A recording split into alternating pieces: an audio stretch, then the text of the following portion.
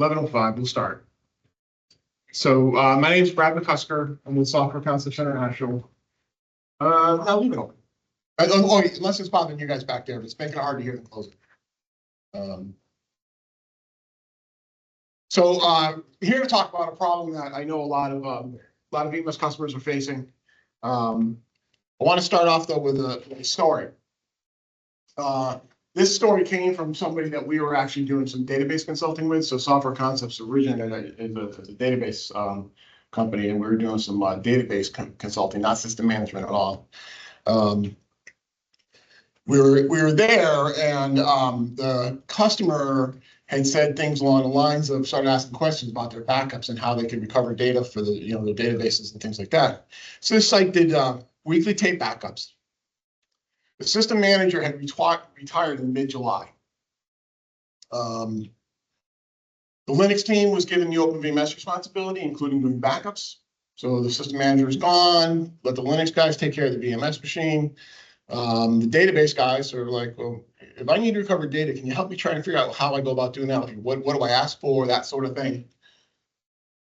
Volume names or tape labels. What do I, So we started poking around in the log files to try and figure out what they actually were doing for backups and what this guy would have to actually ask for. And some excerpts from this log file. So what I'm about to show you is excerpts from many, many, many log files. Just one line out of many, many log files. And what we noticed was, in the oldest log files, you see lines along the lines of this thing here, 15/12/05. So that's probably 2015, December 5th. So that tape was mounted, and it was initialized with a label of 2016, July 2nd. That's fine. Tapes are about 6 months old. They're being rotated properly. So you mount this old tape, you give them a new label, and you do your backup. It's all good. And it keeps working that way. So right about mid-July, where we notice that in mid-July, about the same time System Manager left, 2016, July 16th tape was mounted. That's the same tape that the week before had been written. Right, so this tape, 2016, July 16th, gets mounted and gets a label of the 23rd.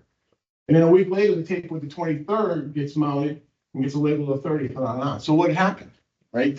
Whoever was responsible for rolling the tapes, it wasn't doing it. And so not to mention the fact that you're not getting this history of backups that you think you're getting, you also are losing, right? As soon as this line happens and you put a new label on this tape, you've lost the backup that you have, right? So if your backup failed, now you got nothing, or you got something that's very old. It's a true story. It's an example of something that can go bad when your system manager leaves.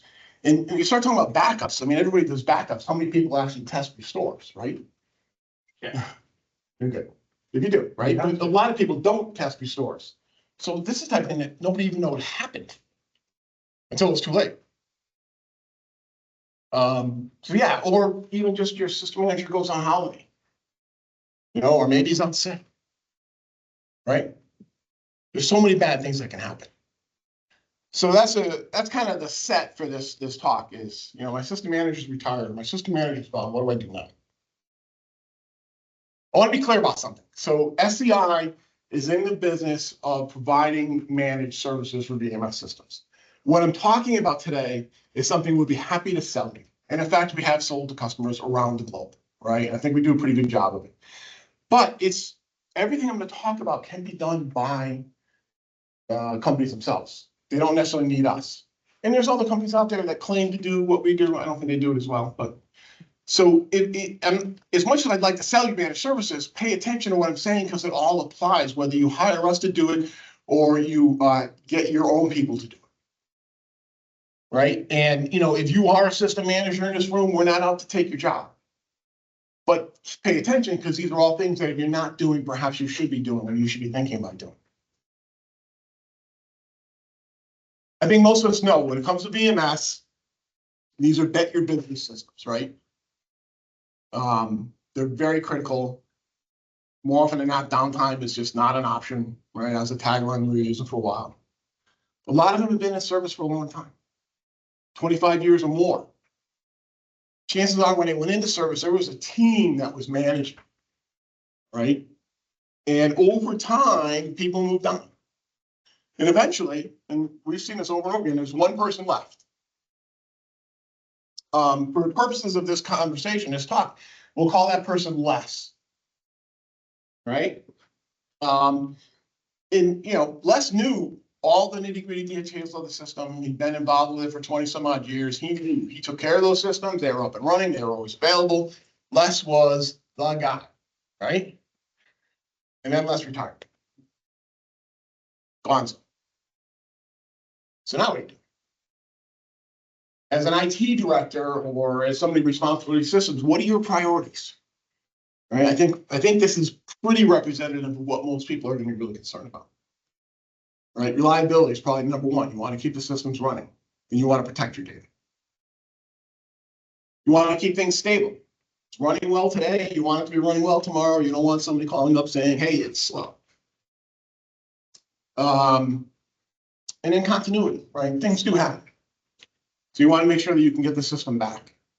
I think those are the things that are most important to people, right? That you can keep things running, and if they're not running, you can get them back, and you don't have any sort of degradation. So let's talk about how you continue to maintain that sort of thing. Liability. So Les was watching a lot of things, okay? Explicitly every day, he was probably looking at some log files, or maybe had a tool that was looking at some log files that was sent on mail or something, but he was looking at some log files and things. He was looking at critical queues, making sure that jobs were running, probably a couple different disks in particular. You'd keep an eye on those, make sure they weren't getting full, that sort of thing.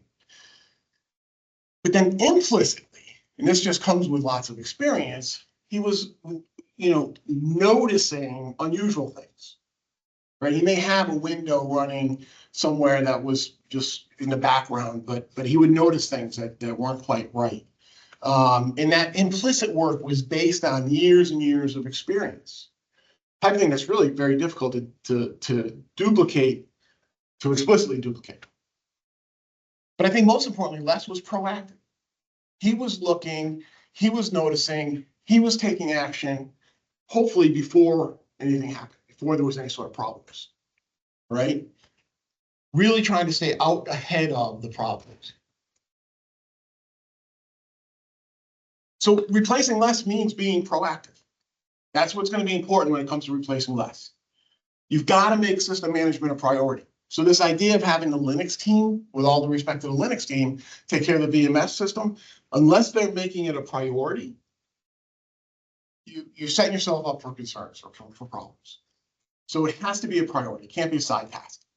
The goal has to be to prevent problems, not just react to them, right? Some folks will hire contractors, other people, outside companies, to log in once a month and look at a system, right? And be on contract, be on a retainer to step in if something happens, react, all right? That's not the way to really maintain a VMS system, okay? You really got to be preventing problems. So that's our goal. In my mind, if SCI does its job properly, we don't have to do anything, right? We make sure the systems keep running. And nobody likes getting woke up in the middle of the night. I don't. So you want to prevent that sort of thing. And then the other thing is, you need to develop confidence in the system. And it's one thing to just, the system's up and running. God, step away, don't breathe. No, you need to have confidence that the system is running and running well, and confidence that if something happens, that you can efficiently get things back the way they were, right? That's huge right there, having confidence in the running system, not just, I got it to boot, don't go near it, don't anyone touch it, and now I'm gonna go back and work on my Windows box or whatever it was I was doing before. That's not gonna work. And that certainly isn't what Les was doing.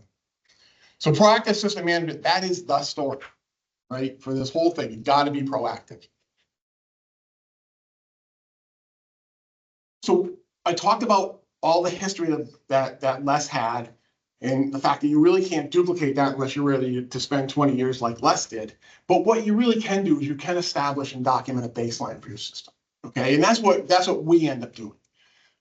Les knew what normal is, and Les was watching things So he had a good idea of what was good, right? The known good state of the system, all right? This critical disk typically runs about 50% full. He knew that, right? And he'd keep an eye on it. And maybe one day he'd notice and say, oh, that disk that's usually 50% full, now it's up around 55. And he makes a note of it. And the next day, now it's up around 60. So, okay. He knew by knowing what the baseline is and knowing how things are changing, he knew, had a good handle on the baseline of, and how that system was operating. He was able to recognize the difference between the known good and what it was last time he saw it and what it currently is. We do that, and you can do that just by documenting various things, by keeping track of T4 data, by other performance data that you have. Just document it, have it somewhere. And I'll talk about that coming up. But that's really what we start talking about. We start talking about establishing a baseline and knowing your history. Less more than likely kept historical data. He probably was running some sort of a performance tool, T4, whatever. Keeping track of this space. So if he was or he wasn't, you got to make sure that you continue to do that. But also keep a history of things that change. Logical names. What does your system logical name table look like today? We actually, will look daily, compare the system logical name table today to what it was yesterday, and note any changes. And some things do change all the time. We ignore those, but at least we know if something changes. Network configuration, right? Document it. Know what your network configuration is today and document it, and then somehow keep an eye on it. What the volumes are mounted, what disk volumes, storage volumes. Sysgen parameters, if they change, will you know, right? So you have to document what you have and be ready to react if they change. That's what we need to keep in the historical data. Stability. So that's the idea of just no degradation, right? So you want to set up T4, things like that. Make sure you have it. If you have some other tools, make sure you're using it. But then more importantly, make sure you've got that data somewhere besides just a bunch of CSV files sitting on some disk somewhere, right? We, roll those CSV files and we send it back to SCI and we dump them into a database and we have the ability to graph them. We actually will graph them in two different tools. We have a tool that we wrote years ago, but then we also will take T4 data, ship it out to Grafana, and make that available to the customers. So our customers can actually log into their Grafana portal and look at all their T4 data and have all of the fun they want with all of that data to look at. But that's the sort of thing that's not difficult to do and gives you very easy access to all of your data, to that picture of your system, which becomes really important if you need to refer back to what did this used to look like. But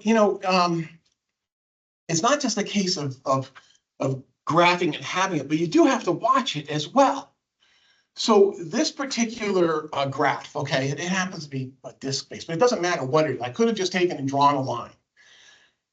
Would anyone recognize this trend before it caused a problem? If nobody's looking at your data, if nobody's actually looking at these graphs, then nobody's going to see that until whatever it is runs off the edge and runs out of whatever it is that we're graphing. So it's not just a case of keeping the data, but you also need to graph it and look at it and use it. And it's not just trends like that. Sometimes you can only see a problem in the data itself. Now this, again, it doesn't really matter what this is, but this one happens to be CPU. So this 4 CPU system, this is a week's worth of data. It's using about 230% out of 400%. I mean, that just looks like a system that's being used. I mean, you buy the CPUs to use them, you buy the machines to use them. That looks fairly healthy. That's good. That's good. You want to use it. That's 1 week. That's the same machine over 5 months. Okay. There, now you can see, oh, something's going on that started last week that probably ought to be looked into. And if nobody's actually looking at this data, no one's going to know that there's anything going on. And you know what, the users at this point, on whatever date that is, they aren't noticing any problem. But whatever happened here Whatever happened here? What happens if it happens 4 more times? Maybe it's something that happens every Sunday, right? That step is going to keep going up, and eventually the users are going to notice a problem, right? Because something's using more CPU than it should be, and suddenly now you're using all your CPU. But the only way you know this is happening is if somebody's actually looking at it. So it's you have to get the data, you have to graph it or have some way to manipulate it, look at it, and then know that it's what's going on. At SEI, we actually wrote some tools, and it's pretty slick, but we actually analyze all of the T4 data for our customers as it comes in nightly. And we actually notice things like that. So we do comparisons. We do average CPU today versus yesterday, average CPU over this week versus a week ago, things along those lines, right? So then we would notice. So our tooling would actually notice that step, right? It would have noticed it probably within a day or two. We actually have other tools that may have noticed it was actually some sort of runaway process, but that's a different subject. The percentage of difference. So you kind of compare what the average is, and if suddenly, in other words, the slope changes. So if you're typically on a slope like this and suddenly goes like this, notice those things, right? And it's just it's all math. There's tooling out there to help you do this. We use T4. T4 is just CSV data. There's so many things out there that'll help you manipulate and process CSV data. Try and get that stuff in place and do some of the work for you, so you don't have to actually sit there and look at graphs. Although we do a lot of that too.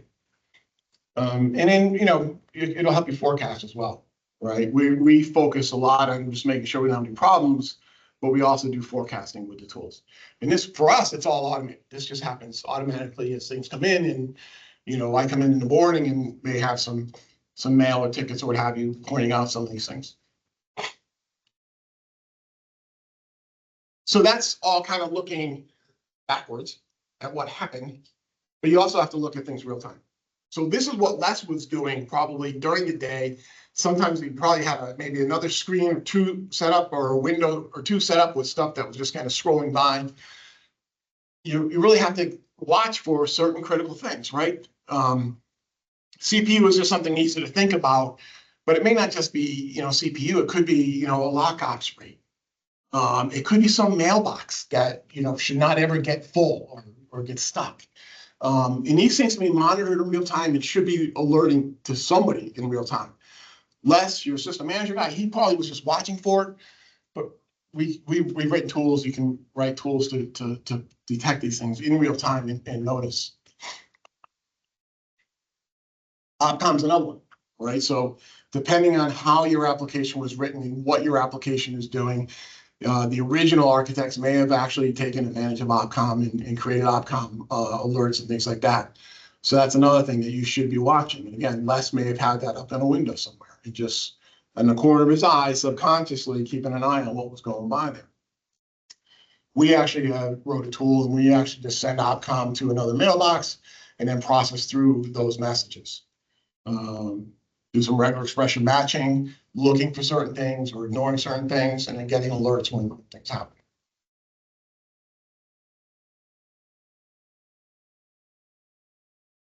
So let me ask a question. When is it that you are likely to miss Les the most? Anyone? Systems down. Systems down. When he's retired. Yeah, when he's retired. Yeah, when the system's down, or what I'm about to say is here at system reboot time, because hopefully you're going to reboot that system. That's when you're going to miss them the most, right? It's you probably can get the system up and running, but then the question is it really up and running? Is everything there? And that comes back to the baseline we talked about. It's really easy to become complacent. We all know VMS systems run forever. We heard somebody mention, systems and clusters that are up for 5 years or whatever. We have systems that have been up for years because they won't let us apply patches or do anything to them. It's very easy to become complacent. They just sit there and they run and they do their jobs, and everyone is happy. But I would argue that complacency is dangerous, right? And I would challenge everyone in this room to think about this for a minute. Has a reliability of VMS made you complacent? You know, are you able to recognize and prevent a problem before it happens? Then when something does go wrong,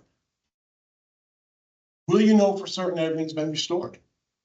So the system's now come back up after something happened, and maybe it wasn't even something in VMS, maybe power went on a data center or something, but regardless, the system now has come back up. Do you know for certain everything's been restored?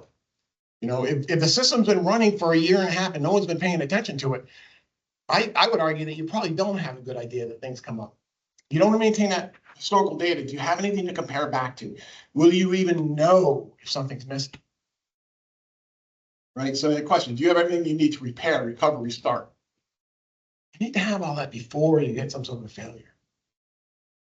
You have peace of mind, right? As an IT manager, if that's who I'm talking to at this point, do you have that peace of mind that you or your staff can prevent that failure or that you can recover from it? That's really what we're kind of trying to talk about here. Have what you need. I'm going to give another real world example of everything I need to recover my system. Some of you in this room I know have seen this. This goes way back, but I still love it. It's just great. So many years ago, I was it was a Sunday afternoon. I was actually coaching my daughter's softball team. So I'm on a softball time and I'm coaching. I think we were in the middle of the game, but I was also on call and I get a call. So I take the call and some guy has managed, his assistant manager was retired. We had actually talked to him about providing managed services and he said, no, I'll go it alone. I know a little bit about VMS. I used to be a VMS guy back here, that sort of stuff. And this is the IT manager, director, whatever. He's going to go it alone. So something happened and he lost his queue database. He said, I brought the system back up and all the queues are gone. And I got to have the queues, they got to be there Monday morning or we're not going to be able to do any work. This is actually, it was a newspaper. They couldn't do circulation or advertisements without these VMS systems. Panicked. So he says, look, I've got all of Les's notes, and it really was Les, and that's where Les came from in this presentation. I've got Les's notes. I can send them to you. It's in PDF. I says, great, send me Les's notes. We need to work out the business side of things for us to engage because we weren't under contract, but we send that to me and then I'm gonna get back to my computer and we'll get engaged. So he sends me Les's notes. Okay. All right. It gets a little, this is page 2, it gets a little bit better. Now, one thing that I thought was kind of curious about Les's notes, and I don't know, I've forgotten this now, but at the time I first saw it, I recognized that this number here is actually digital support. I used to know that number, but it was digital support column. So that's page 2 of Les's notes. Page 3, we get some stuff we can read. Okay, all right. So, it's a 2-node cluster. But I love this. You got to boot. It's a 2-node cluster. This is VMS, right? But you got to boot this one first for who knows what reason. We're going to start looking at this, and I get really kind of interested here. Something happened to the 7.3 CD. By the way, these were VAXs. Something happened to the 7.3 CD, but the 7.4 CD is for backups. How many people are still running VAX 7.4? Right? No, you're not. Well, maybe you are, but there was no VAX 7.4. There was no VAX 7.4. So I'm like, what is that? So anyways, that's what this guy was using for, to be able to manage his systems or somehow be able to recover his systems. He had peace of mind right up until something went wrong. Again, you got to establish that baseline. You got to know your history. You got to know what's going on for your system. Otherwise, how do you know that things are started up properly? How do you know things are configured now as they were before? Are all the logicals defined? Are all the queues started? Did the databases get open? Did all of the databases you need get open? Or you're back to that baseline? Sysgen parameters, think about it, right? So system's been up for a couple of years, but somewhere along the way, did someone change active but forgot to, update current? Right? Or was there a lurking change to current that now you've picked up in active? If you're not keeping an eye on this, if you don't know what your Sysgen parameters look like in that known good state, do you know? Logical names. This has happened, right? Customer has some contractor come in, add some piece of functionality to his system, to his application. And to enable that functionality, you need to define the system logic. Or whatever, something along those lines. But there's a system logical that's critical to this new piece of functionality. Contractor comes in, does his thing, turns on the line, sets the logical, line/system, whatever. Gets his paycheck, goes on his way, and he's gone. 6 months later, the system reboots, and that piece of functionality isn't working. And nobody knows why. Right? And the reason, of course, is because he set the logical, but he didn't put it into startup or somewhere in the startup, so it gets defined, right?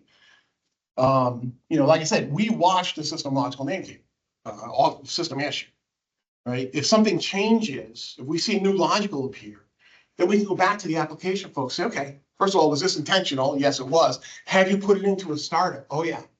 Make sure that happens. Should automate that. Well, sure. Seriously. Yeah, you could. We certainly automate the first part. Queues, right? Sometimes, for whatever reason, you may have, init statements in your startup for your queues that then turns around and wipes out something that you changed because somebody didn't realize that you had this situation. And so if you change something in a queue, we need to be aware of it. System manager needs to be aware of it and can make sure that gets preserved across a reboot. I've already mentioned the application. But I mentioned logically, it's just, did that piece of functionality actually get started? Yeah, I think I meant to put the slide because it kind of repeats everything. All right, so what to do next? All right, your system manager retired, Les is on the beach enjoying a pina colada. What are your options? Hire a replacement. Good luck. Let's be real. I mean, there's just not a lot of VMS skill set out there, right? If you've heard of it. Reassign responsibilities. If you're going to opt for number 2, hopefully you engage them while Les is still around, so they get some amount of training. And we've seen it firsthand, but that hasn't happened. Right? We get an IT director who calls us up and says, that basically there was no training in the handoff, and these guys are struggling. We need your help. Or, you can outsource it to somebody like us, or, there's others who do it. Either get some augmentation or actually take over and just do full managed services. When we do augmentation, we will provide our monitoring. We'll do a lot of the mundane work. We'll let our monitoring and our tooling do a lot of the mundane work. But it's all proactive. It's not periodically log in and review logs. And there are companies out there who will promote that as a solution to managed services. No, we're not going to just periodically log in and review logs. We're going to have tools that are going to do a lot of the work, and then, of course, our people. We can customize managed services to whatever level of staff you have. Let your staff do what they're good at. We take care of everything else. That's one way to approach it, or just hand it off. We'll take 100% responsibility, 24/7 by 365. Do it all. I mean, these are some of the options that are out there.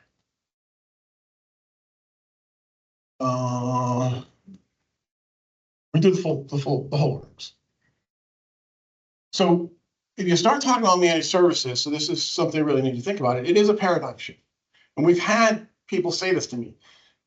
So you're doing this remote, so you're not going to be in the office with me as you're managing my systems. And the answer is no, we're not going to be in the next cube. So no, you can't come put your hands around my neck as you're having a problem. But it works, right? One thing that we're really proud of is our customers don't leave. There's one that has, and it really isn't because we didn't do a good job. It just was more political within them. But our customers, when we lose a customer, it's because they've moved off of VMS. All right. So in other words, it works.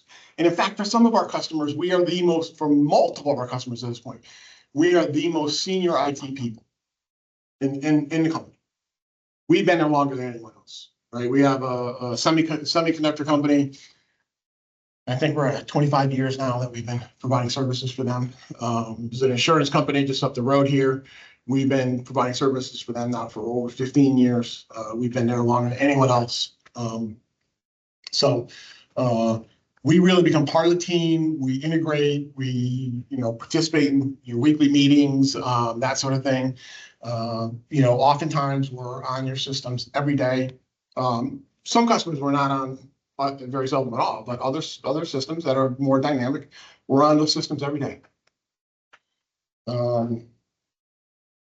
Our people, average over 20 years VMS experience, probably more than that. And many of us are former DEC or Oracle engineers. Okay, maybe almost all of us. Here's a quote that I like to share. So this is a company that distributes food to restaurants. And when we first got engaged with them, he said, everybody's business is really critical. Their business was critical for the following reasons. They distribute food to restaurants. If the VMS systems go down, the customers can't order, the salespeople can't place the orders, but the restaurant still has to be in business. So they're going to go buy their steaks or their fish or whatever from a different supplier. And he said, we've seen this before. Once that happens, they don't come back, or it takes a long time for them to come back. It is really, really bad.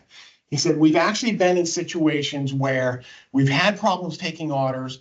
Once the systems finally come back up, we've actually been loading food into people's cars and driving them to restaurants to get stuff to where it needed to go.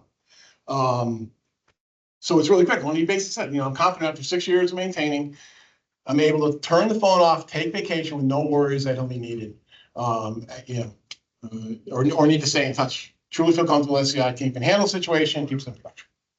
And this is a large distribution company. I almost guarantee anyone in the States here sees their trucks on the road all the time.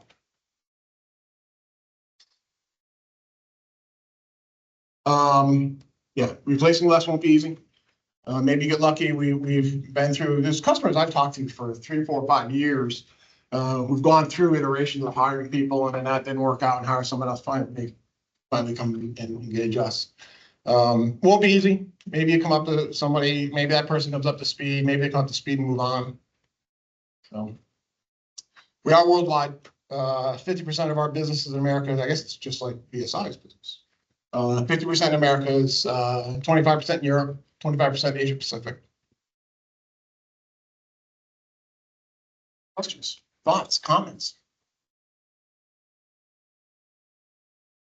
I have a funny one to add to your quote. That system that does the distribution, the VMS nodes actually control the port list for the warehouse. Yeah. So when the systems go down, that's it. So that's what kept him up at night. Yeah. I mean, I think all of us who have VMS systems, there's one way or another, keeping them up at night. But yeah. Yeah, Brad, I think you had the thing on the sysgen parameters, and I think those get overlooked a lot, especially if they don't get put in modparams.dat. Yeah. And now we've got 2L3 coming out. We've got upgrades that customers are going to start doing. If they haven't examined their modparams.dat file, when the upgrade ensues, the last thing the upgrade will do an auto gen for you.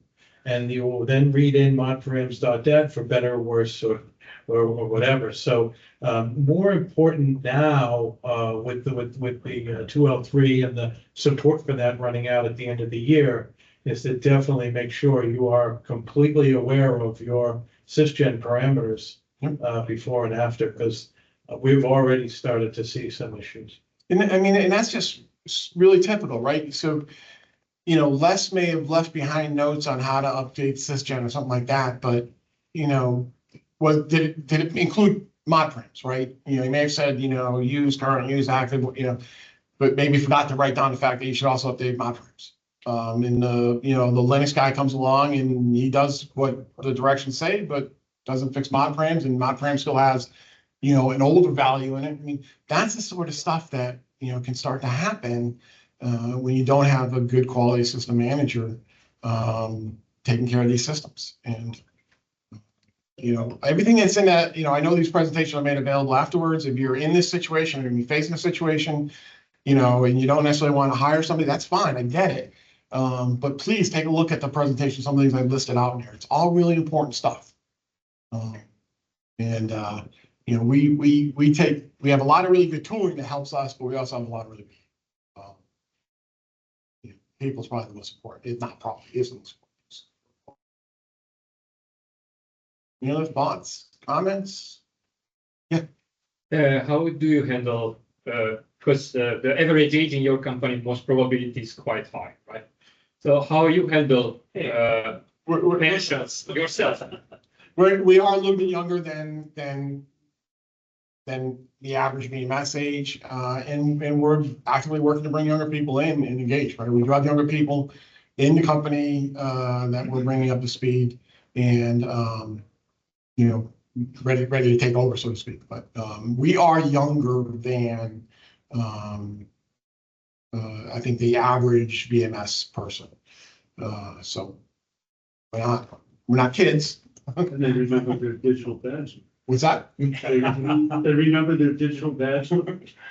I do remember my digital badge number. Of course, it's my DCU account number, but. Right. Well, My Yeah, how do you school guys handle customers that probably require NDAs? I mean, you're logging into their systems, they're nervous about who's on their systems.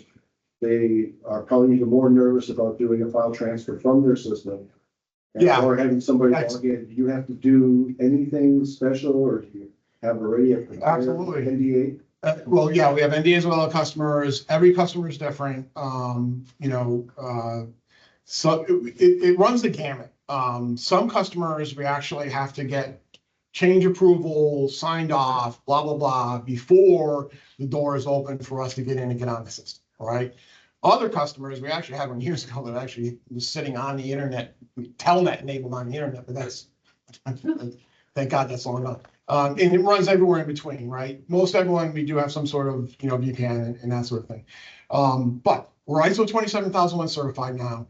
That goes a long way to appeasing the security folks.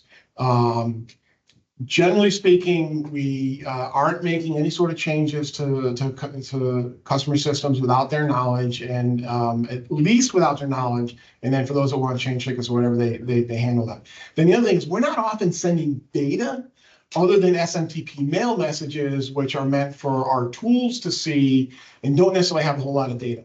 T4 is data, and actually in the security world, what we're sending, because it's coming off the system, is considered data. But it's not, we're not sending, you know, PII or any of that sort of stuff. We're not sending database data or anything like that. So we have to deal with their security folks and go through whatever process they need to understand what we're doing, what we're sending, why we're sending, what's happening to it, etc. So we haven't found anyone yet that we can't deal with.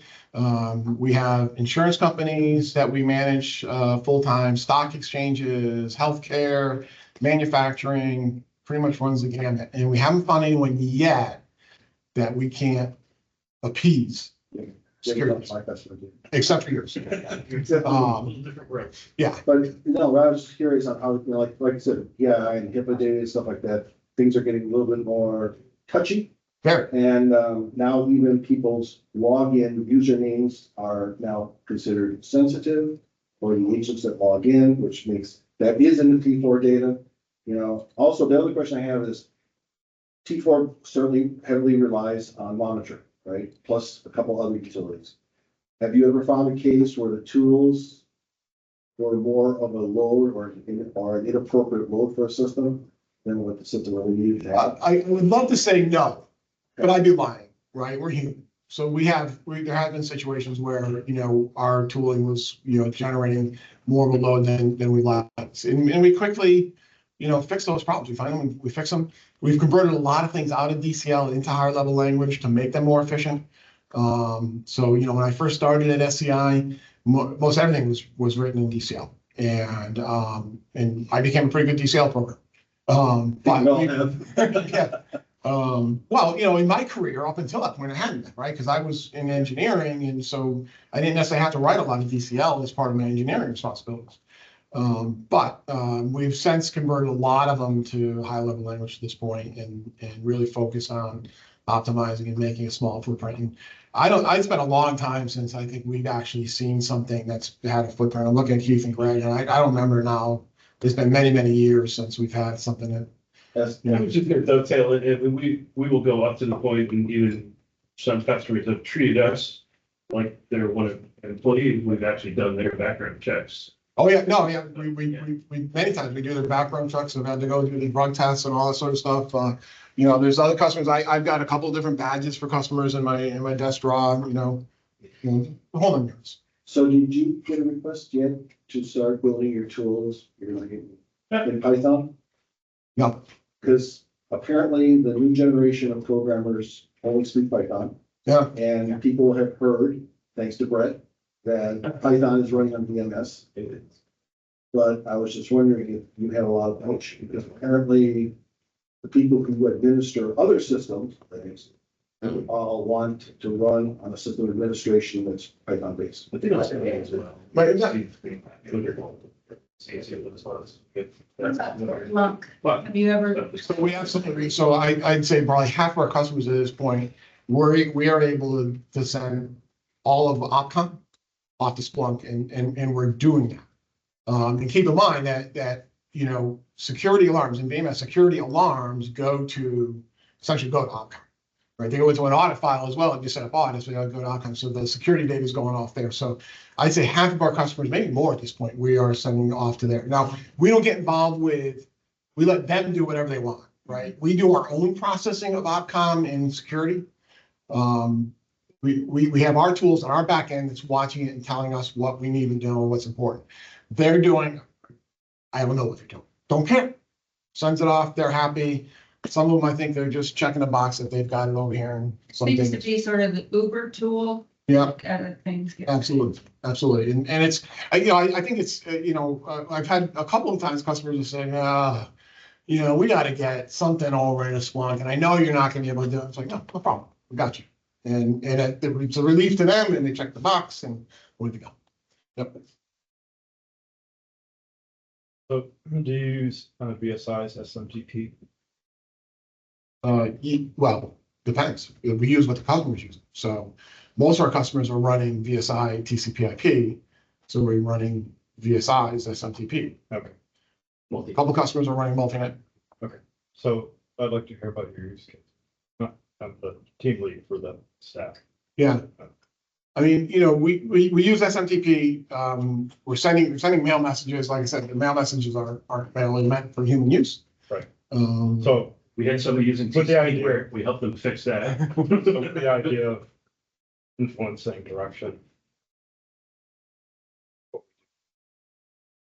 I'm happy to talk to you offline. Okay. Yeah, happy to. Other thoughts, comments? Who was that guy asking the assistant coach? Said that, in case people don't know who you are. Oh, Dave Sullivan. Dave Sullivan. Dave, you mentioned in the support at the end of this year. I think you said 8.4.2.3, did you mean 8.4.2.0? 201, right, so there'll be a lot of people upgrading to 2L3. Okay, So that's when, as I said, with the sysgen stuff, that's what, if you're gonna get bit, it's usually autogen that'll bite you because somebody didn't put all the goodies in mod params, they did it on the fly. December 31st at midnight, right? Like is the end. Well, Should give a call. All right, any other questions, comments, thoughts? Was this helpful? Thanks.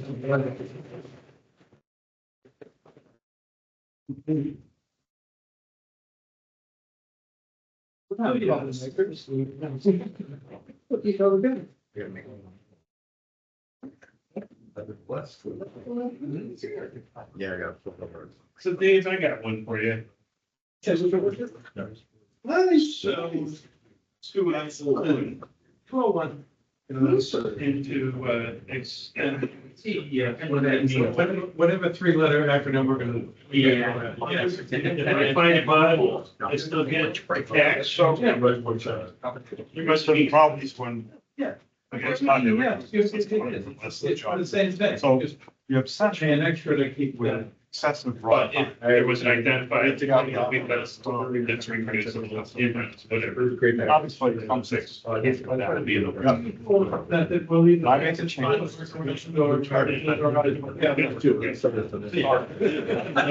Convince you of the error of your ways. Right. Tony, good seeing you. I'll be in touch. Right, exactly. My best solution is just for.